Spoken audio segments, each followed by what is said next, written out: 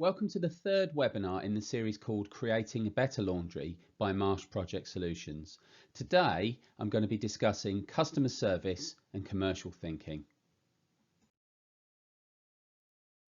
What is customer service? Well, to me, it's a mindset.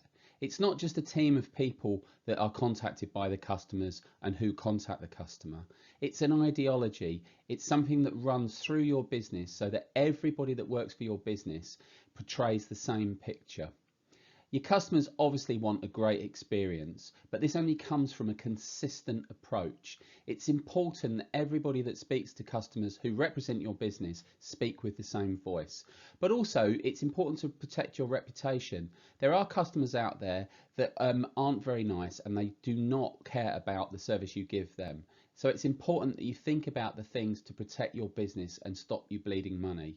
And the last thing is a connected ideology. I think it's important that from start to finish, your business looks and feels the same to the customer, so that when they touch your business, they know exactly what to expect.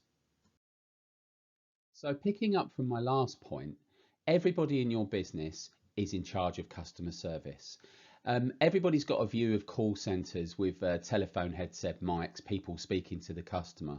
But what about the guys that do the deliveries? They see the customer almost every day and they speak to them. What about the guys that actually process the work? Do they think about the customer when they're doing it? And also, what about your management team? Do they set the tone as to what is acceptable? Think of the whole thing holistically. Think of everybody working in harmony so that customer service is delivered by your entire operation. Delivering great service for me is just down to one simple thing. It's an equation. Understanding what the customer expects and also knowing what you can deliver. If the two things are equal, then everybody is on the same page. Things get out of balance when the customer expectation is more than your business can actually deliver. If you find that there's a difference between what the customer expects and what your business can deliver, there are some very basic things that you can do to help you get to that level. The first thing to think about is empowering your staff. I'll give you a very simple example. Many years ago in the 90s, I ran an operation where we delivered domestic laundry around London and the southeast. Our claims a year were running at £40,000 for replacing damaged or lost items. And we would dig our heels in on every single claim to try and get that number down.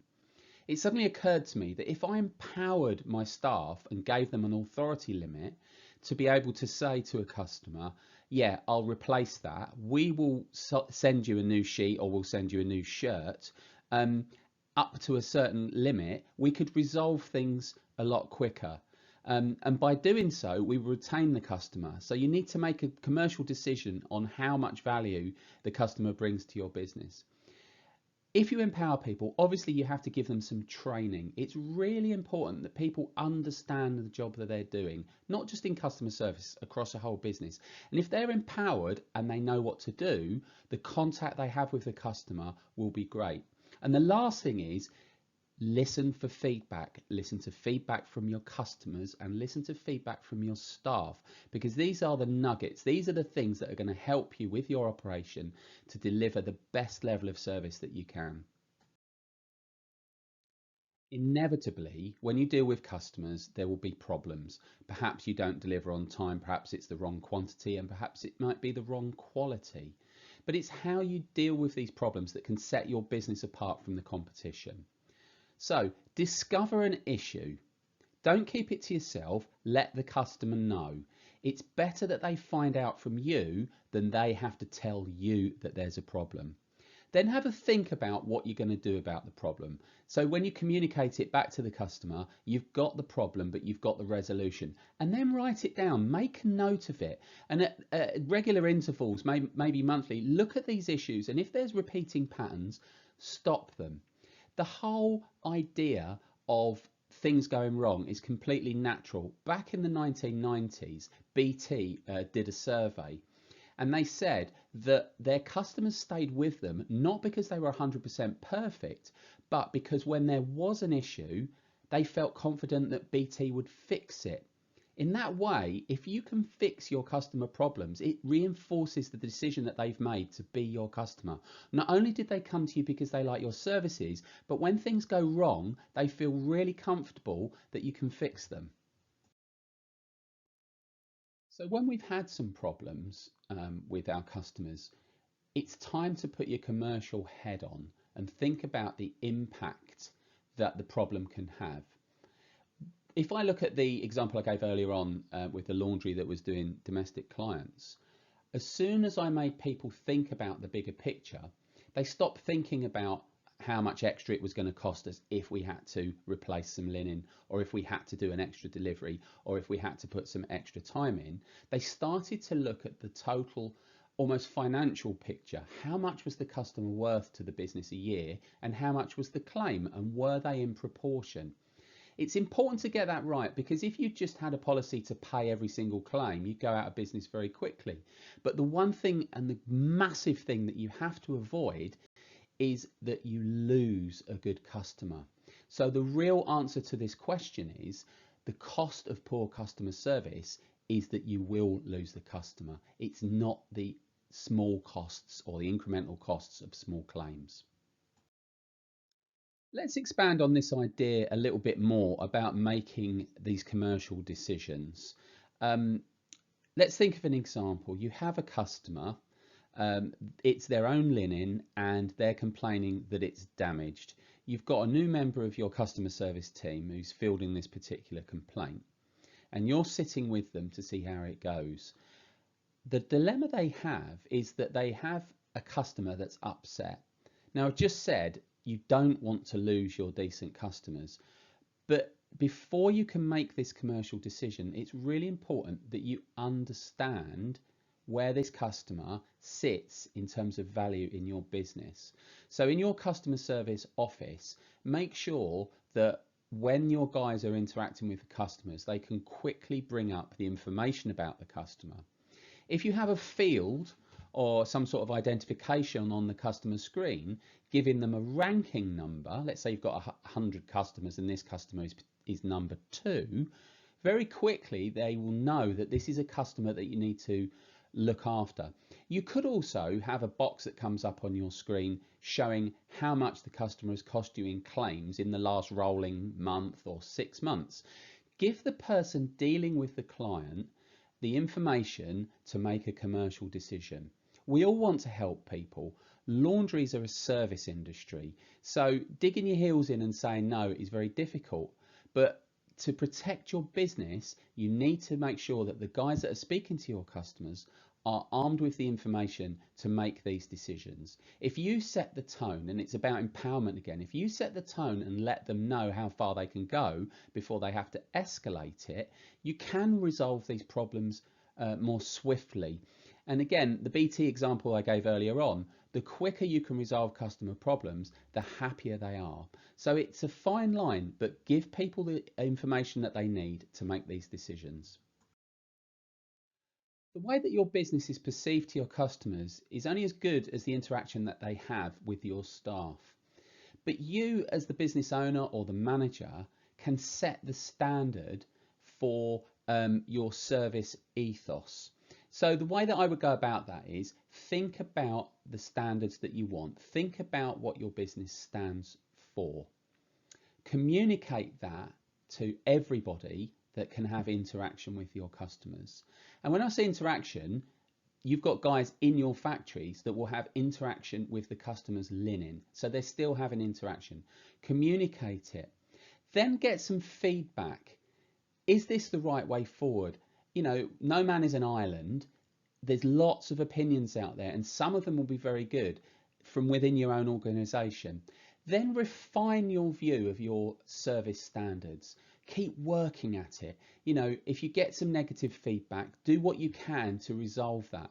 And the last thing is, and people always forget about it, is we're all very good at saying we provide excellent linen services and our drivers are always on time. But why not shout about your customer service standards?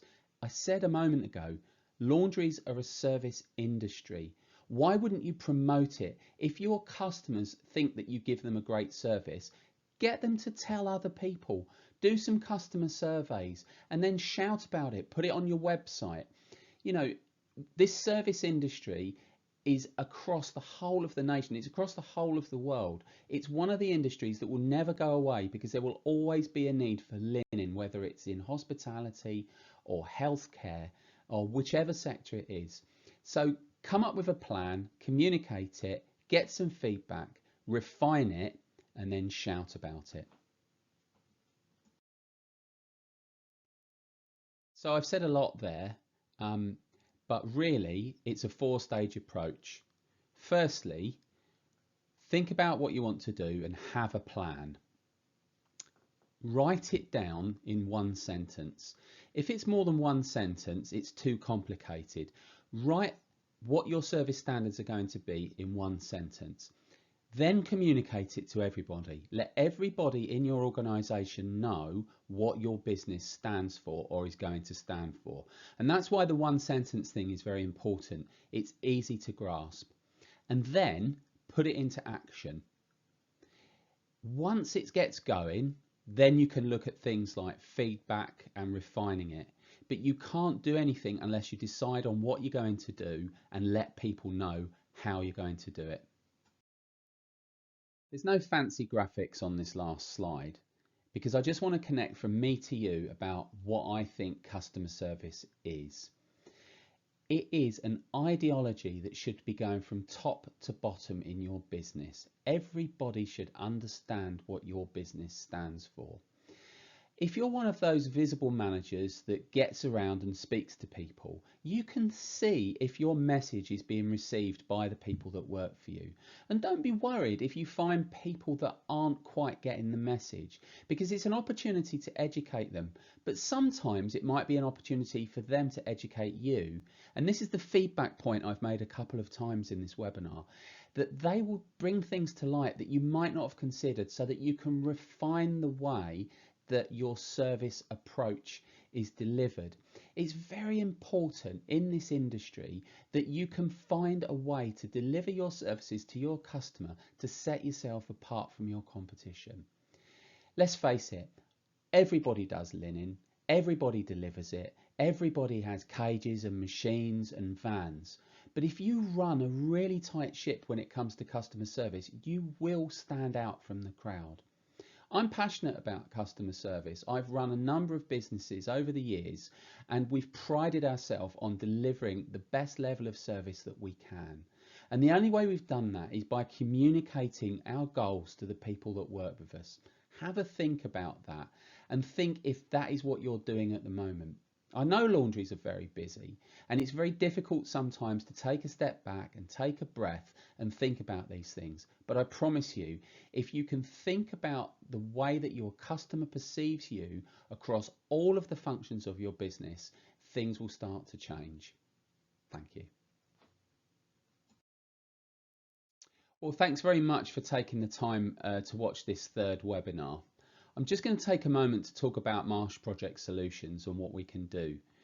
We can help you with any of the things that I discuss in these webinars. We can take on project management. We can look for pitfalls in your business. We can save you headache in the future, and we can save you money.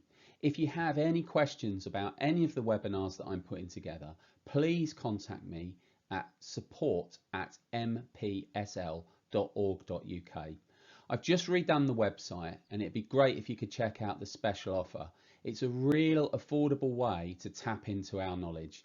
Anyway, I hope everybody out there is keeping well and I'll see you again very soon.